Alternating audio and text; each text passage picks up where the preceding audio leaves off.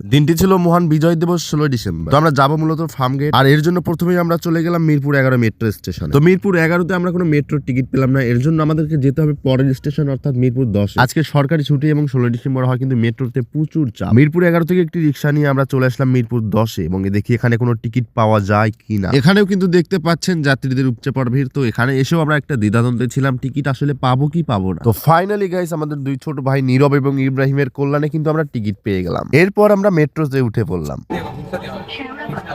তো গাইস মেট্রোর ভিতরের অবস্থা তো আপনারা দেখতেই পাচ্ছেন, এখানে কিন্তু পা ফেলানোর মতো জায়গা নেই। তারপরে মেট্রোতে যাতায়াত অনেক আরামদায়ক, কারণ এখানে আপনাকে কোনো জ্যামের ভোগান্তি পোহাতে হবে না। এদের কথা কিন্তু আমি ভুলে গিয়েছিলাম। তো আমার সাথে রয়েছে আমাদের ছোট ভাই ইব্রাহিম, আমার বেস্ট ফ্রেন্ড মিলি জুজু এবং আমাদের ছোট ভাই নীরব। আর মেট্রোতে যাতায়াত করলে ঢাকা শহর যে ওপর থেকে দেখতে কতটা সুন্দর সেটা কিন্তু খুব সহজেই আপনি অনুধাবন করতে পারবেন। এটা ছিল আগারগাঁও, আর আগারগাঁও মেট্রো স্টেশন পার হয়ে আমাদের মেট্রো কিছুটা ফাঁকা হয়ে গিয়েছিল, যার কারণে আমরা গ্রুপ ফটো তুলতে পারছিলাম। তো এখানে ইব্রাহিম